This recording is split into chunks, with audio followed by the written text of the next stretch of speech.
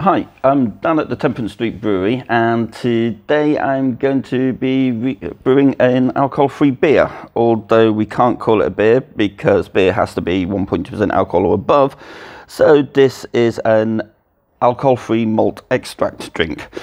I'll apologise for the camera work now because I forgot to bring an adapter for the mic, so I'm having to use the selfie stuff, and I didn't bring the selfie stick. But anyway, that shouldn't really make too much of a difference because you don't really want to listen to me talking too much anyway. So what I'm going to be brewing is using this new malt extract stuff that's coming to the market, which I think is going to make a massive change, because back in the 90s and early 2000s when alcohol-free beer first came out, nobody was really drinking it because it was horrendous. And if you bought an alcohol-free beer, unless you were the driver and used it as an excuse, people took the piss out of you. Thankfully, times have changed, attitudes have changed, and you can quite happily drink alcohol-free beer these days without anyone having a go, which is how it should be. You shouldn't be drinking beer to get drunk. If so, you've got issues, and believe me, I know where I'm coming from on that one. So what I'm going to be using today is this new alcohol-free extract from Muntons that I've got a sample of. I got a sample to brew a one-barrel batch, but I've decided to actually mess about with it a bit more instead on the smaller kits that the Temperance Brewery have. This is after talking to a few brewers who have been using this commercially and getting their opinions on it and their thoughts on it. And I would like to see what it can actually do, because this could really change the alcohol-free market. At the moment, there's still only a couple of breweries really that are specialised in alcohol-free beer, because normally the equipment to make it is incredibly expensive. You're either looking at reverse osmosis equipment or dealcoholization equipment, and none of that is cheap, and it's way out of the bounds of your average microbrewery. So a lot of them don't bother. But this stuff, it's from Muntons. Now, Muntons are possibly one of the best kit brewers going, kit extract makers going. A lot of the ones that you see out there, like the Woodford's Wherry kits, Type Rebel kits, all of these kits for home brewers are made by Muntons, and they really know what they're doing with this. So I'm actually really quite excited to see this. It could be really good. It could also be horrendous, but given what I've heard about it so far, it is pretty good. Now, one of the other things about it that I'm actually really quite interested to see is, because of how it is, you don't need a hot liquor tank, you don't need a mash tun, it's just in the copper. You are literally boiling it up with water for 10 minutes.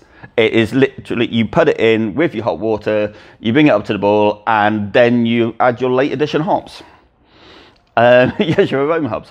You can then cool it, stick it in a keg, carbonate it, and drink it. So in theory, I could be drinking this by about 3 o'clock this afternoon. It's just gone 12. I've already got the water on to boil, just heating up. That's now at about 15 degrees because it is cold in the brewery today. So yeah, with no mash time, no fermentation time, it's potentially really quick.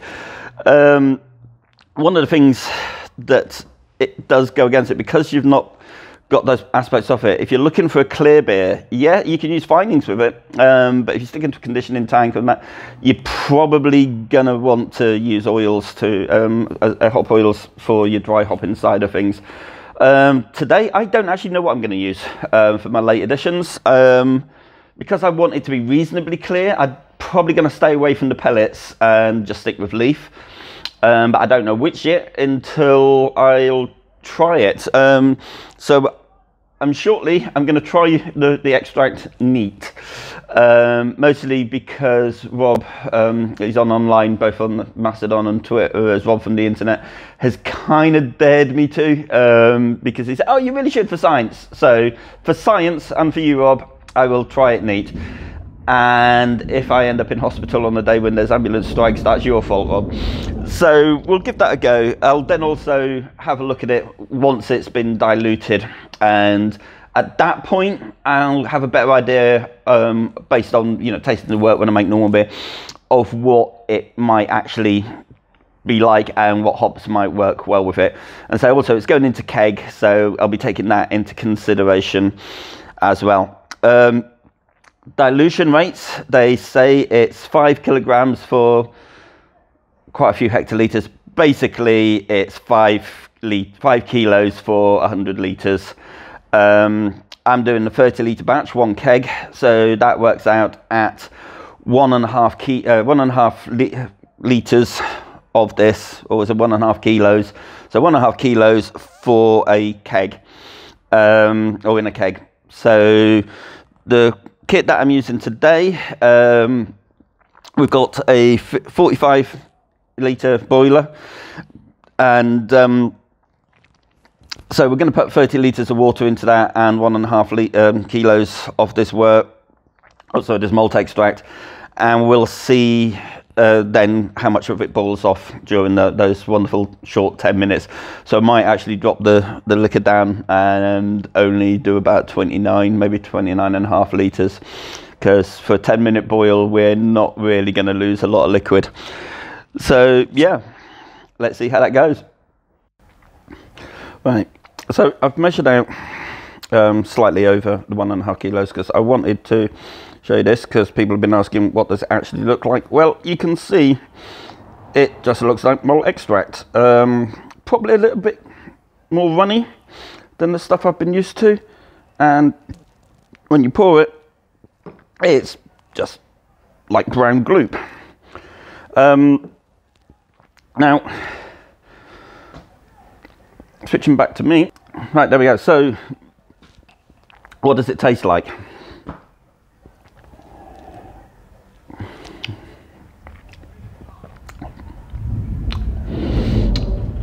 Tastes like malt extract, really.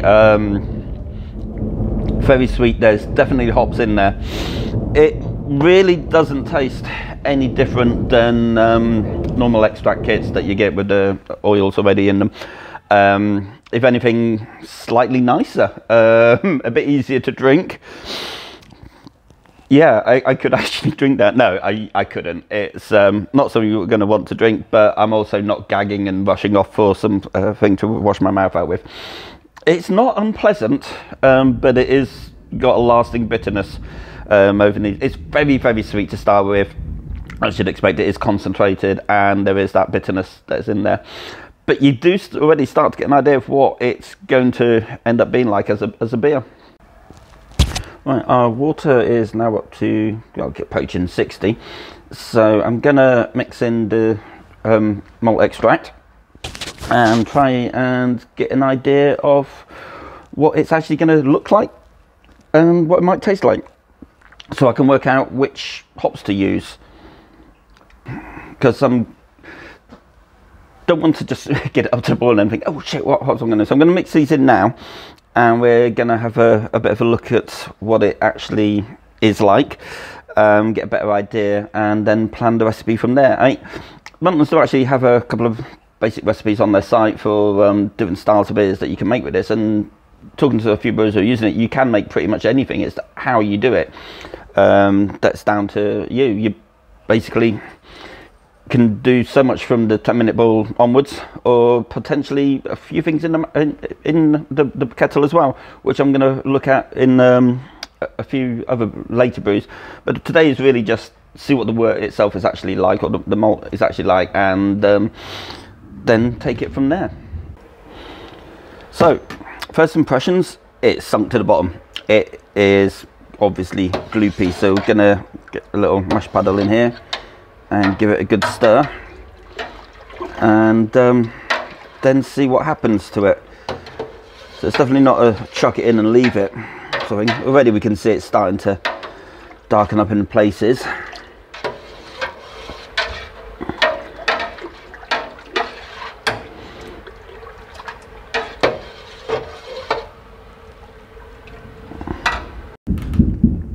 Well, I've given it a stir, and I'll be honest, I went back and checked my maths on this, because that is incredibly light. Yeah, it just looks a little bit, it does look like first runnings, or rather it looks like second runnings when you're just rinsing off the last of the colour. It is incredibly light, but no, maths is right, 1.5 kilos for 30 litres. It smells like your initial beer once your beer and hops have been in. It does taste very light though. There's a light malty flavour to it. Very, very light. You can definitely tell the water's still in there, but yeah, don't forget, it's still in the copper. We've not finished making this beer yet.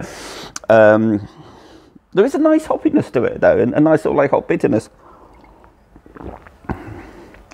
So yeah, it's going to be interesting. We're still only up to 65. It hasn't reached boil yet. So yeah, it's very light, very, very light.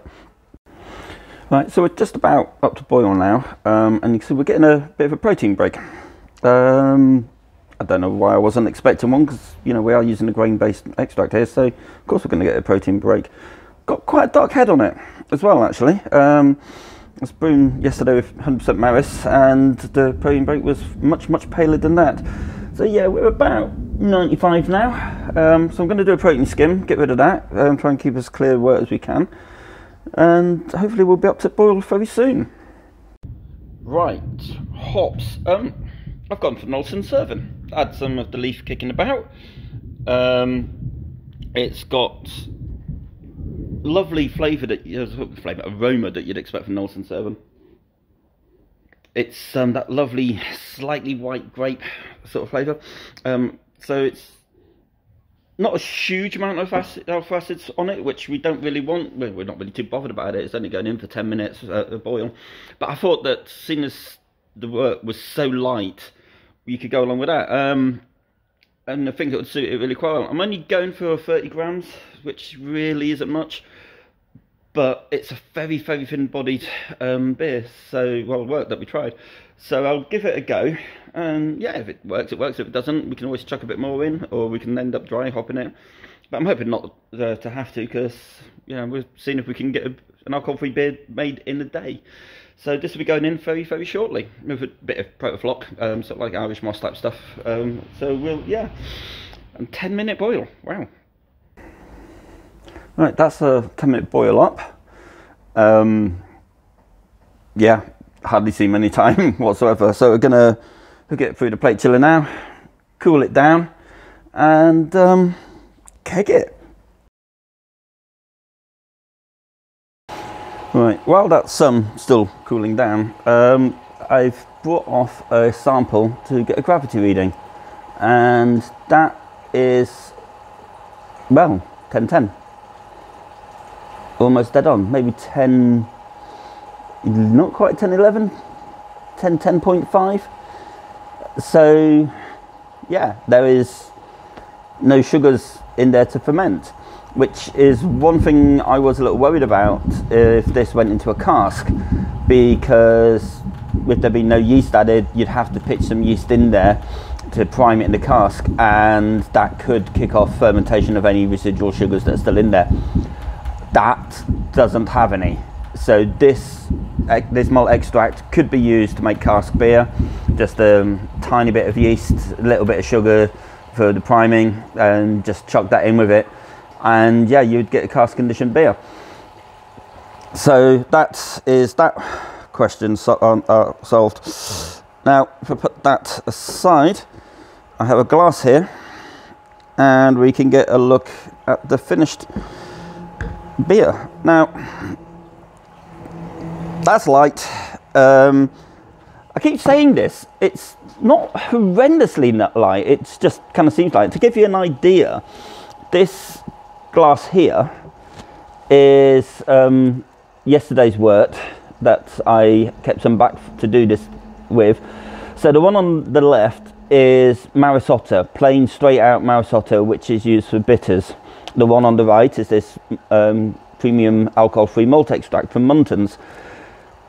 That could be used straight as for lager, for IPAs. There's no issue with that whatsoever. I'm guessing because the last time I use extracts, they've always been for bitter kits. So yeah, they've always come in a couple of tins that you mix down with some water, you chuck into a bucket, you stick some yeast into it. and they've always been bitters or porters. So I think I've just kind of got used to extracts being much darker, whereas this one obviously isn't.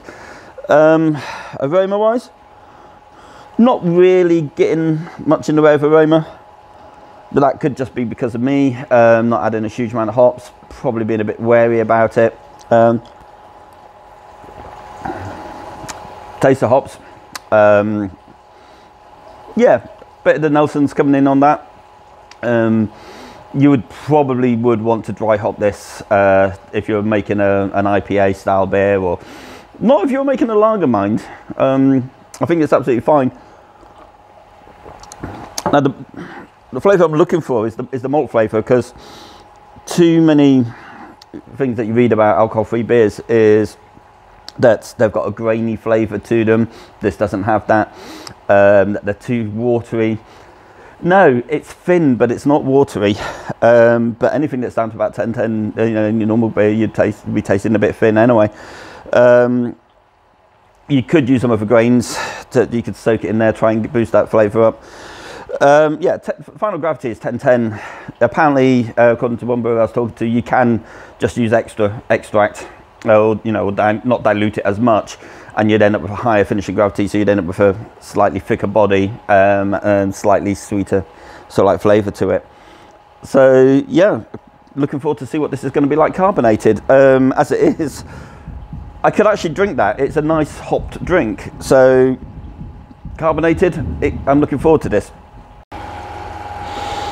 The overall temperature in there is 20 but it is coming out much colder, so I'm gonna knock off that, take the end here and put it into a keg I prepared earlier. We use eco kegs here because they are really quite easy to fill. You literally just point and fill. Now this is going to take quite a while because it is coming out really quite slowly. Now normally you'd start speaking about, oh, what about oxidation? Well, yeah, this isn't how we would normally do it. We'd normally hook it up and feed it in as you would a normal keg, or we'd have the pipe going down to the bottom. But this is let's just see how it goes, and the keg's been filled with CO2 already anyway, so it's yeah, let's just leave it now, get the keg filled, and then we can carbonate it and drink it. So while that's keg's filling, this is something that's interesting to see. So you can see the clarity of yesterday's wort. Well, you probably can't see that, but what we can see here is it's already having its protein break settle out. So given a bit of time, that will end up being an incredibly clear beer. I mean, that's the wort sample from during the boil, and you can see it's quite murky, but already we can see that clarity coming there, and we can see it settling out. So rather than straight kegging this, you could put it into a fermenter and just crash cool it in there using your fermenter as conditioning tank, or you know, if you're running a bigger scale brewery, actually stick into a conditioning tank, let that all drop out, and yeah, you would end up with an incredibly clear beer.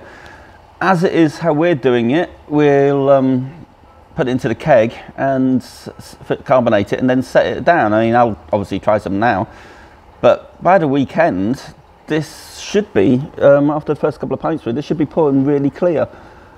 So yeah, that's going to be really quite interesting to see. So while I've been rolling this, while I am rolling this keg around and trying to carbonate it up, I've been going through some of the costs involved in this, and this is where it is really quite interesting. So two of the main differences, I've plugged the cost of this malt extract into my brew sheets as though it was a malt. So this cost is directly comparable to a 4-ish% beer. I think it's about 4.5% beer that I would make on the one barrel kit, and everything else is the same, including the electric, but the electric would be different because you're not bringing water up to temperature to cool down in a mash and then bring it up to boil. You're not then got an hour or 2 hour boil. You're running straight on a 10-minute boil. But we'll ignore that for it. So the first, obviously, the main difference is the malt. Now the malt for that sort of beer would be about 56, 60 quid. This one works out at about 36 quid. So quite a saving there already. The other one is the duty. Now, so on an equivalent alcohol style, alcoholic style beer of this, so you look about the 4.5%, you're looking at about 70 quid's worth of duty that we'd have to allow for 1 barrel's worth of beer. Now for this, obviously that's nothing. There is no duty on beer below 1.2%. It technically isn't beer, so yay. But what you've got after that is you do still have the cost of the production. You do still have, the overheads, like your rent and that. You do still have your packaging costs and time and the sales costs and delivery costs and all that. So even though it's, less alcohol and cheaper to make, there is other costs that it would share, that it would still have to share. But what it generally comes down to, though, from the pricing, so I'm bringing up the figures over here, is that for normal keg of about 4.5% pale ale with these sorts of hops in it, you're looking to make it's about 55 quid. So all these people tell me, oh, 60, 75 quid for a keg, that's getting expensive. It's 55 quid to make, not including staff time. So yeah, it's the days of cheap kegs are really, really gone. And whether it's a 30 litre keg or 40 litre cask, it tends to work out about the same about production, sort of like scales, because of some of the costs involved in it. So yeah, it's costing 55 quid to make a keg of that. But for a keg of this alcohol-free stuff, it's only looking to make about 26, 27 quid, which is quite a lot less. The cost of, the no duty, 70 odd quid's worth of duty on a 1 barrel brew, that's, it's really is quite, that's split between, I think I work it out on 6 kegs here, so you're looking at about 12 quid a keg duty that you're suddenly saving. And the malt as well, similar sort of thing. You're looking at about 3 or 4 quid per keg of malt that you're not having to, that you're saving on it as well. So cost-wise, yeah, it is cheaper to produce, but it doesn't have the alcohol in it. So really, it's a case then if people enjoy drinking it, then yeah, it could be a really good thing. And this is something about beer, really, especially for me, because I used to drink far too much of it, up to the point where the doctor intervened with my drinking. Drink for pleasure, don't drink to get drunk. So if we're able to find some alcohol-free beers that are pleasurable, yeah, absolutely, I'd drink them. So anyone who turns around and goes, oh, what's the point of drinking beer if there's no alcohol in it? Seriously, if that's your view, just go out, get a bottle of vodka and get absolutely fucking wasted on a park bench. Okay, so this has been sat here for an hour now. We can dispense the Marisotto one. You can see that has dropped a lot, and that's just within an hour. I love the way the phone always tries to focus in on something it's not actually focusing on. There we go, yeah. It's really dropping bright and dropping clear. So I think using this stuff going forward, definitely transfer it from your copper, crash cool it in your copper, to some other form of tank where you can chill it, or just let it sit for a while in the cold. Let that all drop out before doing any form of packaging with it, because getting rid of that is giving such an absolutely crystal clear beer. That's absolutely gorgeous. Right, so I started this brew day just before noon. It's now 10 to 4, so 4 hours from tub to glass. Yes, I cut corners, not going to deny that. I did that deliberately. I wanted to just see if you could actually do it for a start. I'm not expecting this to be wonderful. Looking back at what we've done, there are some definite things that I would change, but unless you actually play around with ingredients, you don't know how they're going to work. And this extract is another ingredient, and the more brewers that get to play around with it, the better. This is why I can't wait for this to get onto the homebrew market. I really hope it does. I know one homebrew supplier who's asked me for my feedback on it, because I think they've got some and they're potentially going to repackage it for the homebrew market. It would be really good to see that. I still say very much that a lot of the sort of like innovation and development that we see, especially the innovation and the mad ideas in the beer world, is done at the homebrew level, because at 25 litres, if it all goes wrong, it doesn't really matter. Whereas if you've got a 10 barrel plant or a 20 or 40 barrel plant and no pilot kit, you're not going to really take a risk. Or if you do, you're just going to be using a lot of marketing and hype to sell a really bad beer. So I can't wait for this to get onto the homebrew market. There's already been some inroads with some brewers, some commercial brewers who have done stuff with it, and they've given me a lot of help with how I should use it today. So first things first, what's it taste like? Now, this isn't chilled, which is one of the reasons it's a big foam like this. It's a nice hoppy aroma. There's not much of the Nelson in there. I did really pull back on the late edition hops because I was worried about how thin it was actually looking during the brewing.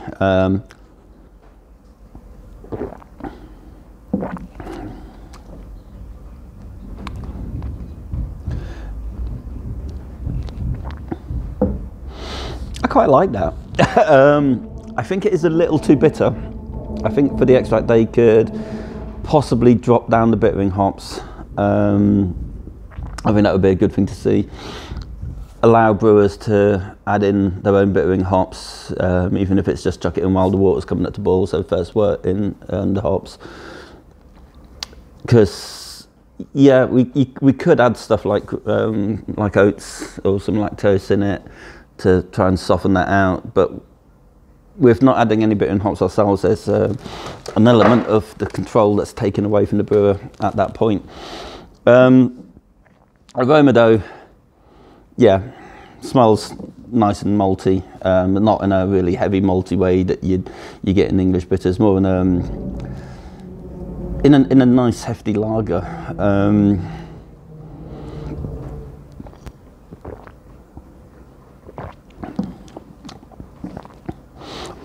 I don't know if I'd call it a beer, but it's not a beer. It's not unlike a beer. You can tell there's no alcohol in it, but I don't think that's a bad thing. I mean, if you were to describe it as a beer flavoured drink, yeah, absolutely. I mean, because of the way I quick carbonated it, yes, we've got a head, but there's no real carbonation in the body. That will settle out over the next couple of days or so. Also, as you can see from this, compared to some of the other shots that I took of a sample that I left to set, this still does have a lot of protein haze in it, whereas the others, it's all dropped out.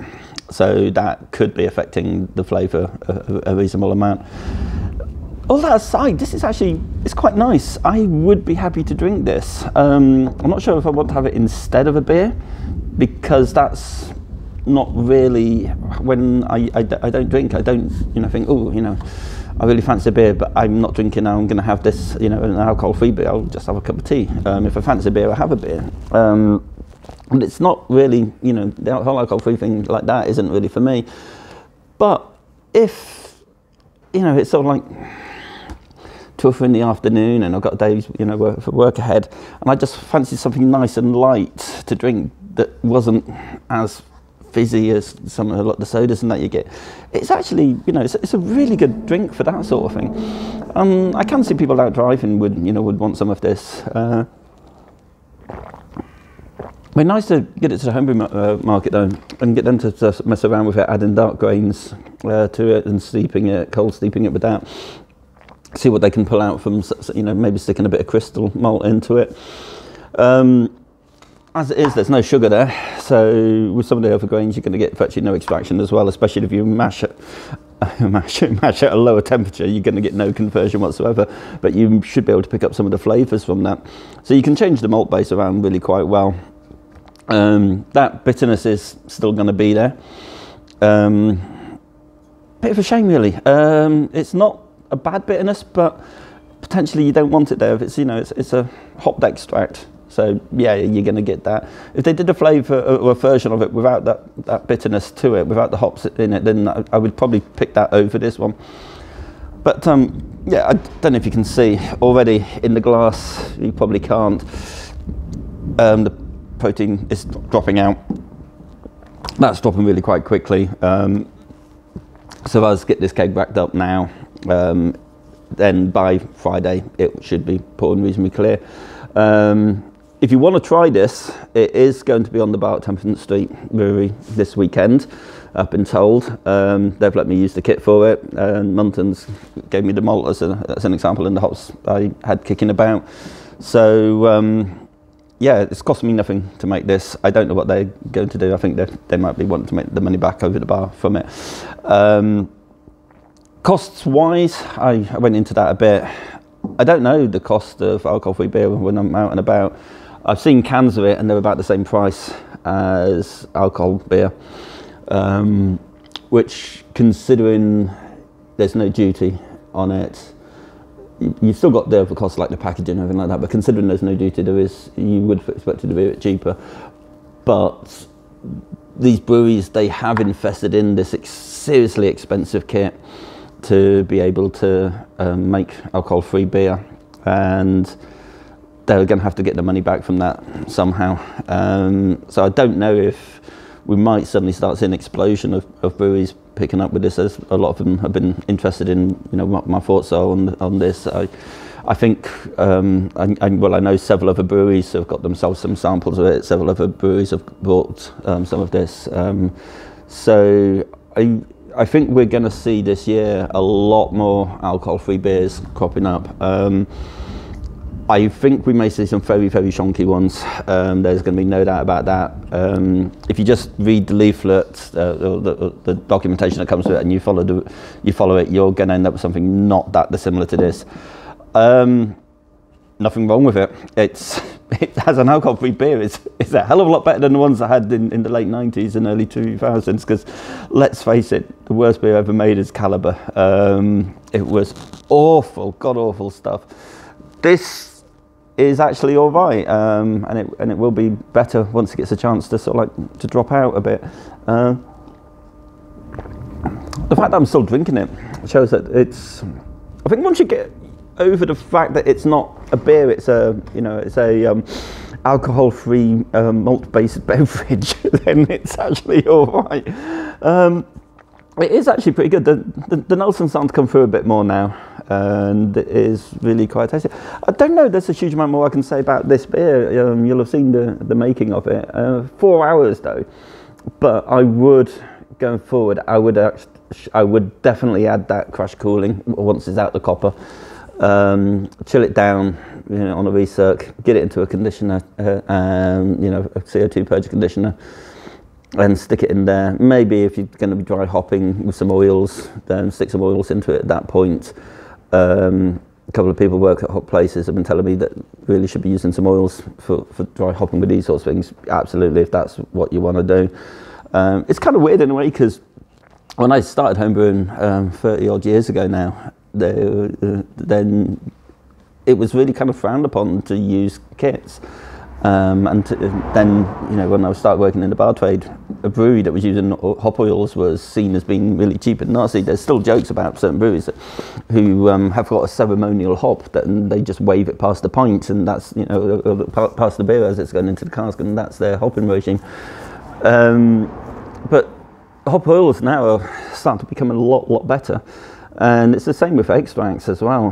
One of the great things about helping organise the Manchester Homebrew Group is we get brewers of all abilities down. There are a few that use extract kits, and some of the beers they're producing from them is so much better than you used to be able to do. And I think a lot of that is actually down to Muntons and some of the kits that they produce in collaboration with breweries. And these are the, you know, guys behind this. And it's going down really well. Chilled on a summer's day, this is going to be brilliant. Stick a bit of grapefruit in there, and Shofar have got a run for their money. It's just still a shame about that bitterness. It's not to my taste. So yeah, I think I'd be trying to mask that with a little bit of something. That's the great thing about Muntons, they've given lots of sort of like advice on how to use this, and so yeah, it will be it'll be interesting to see. So yeah, if you want to try it, it'll be on the bar this weekend at Temperance Street Brewery. So go on down and try it. If you've got any questions, ask away. You know what I'm like, I don't shut up. So, cheers.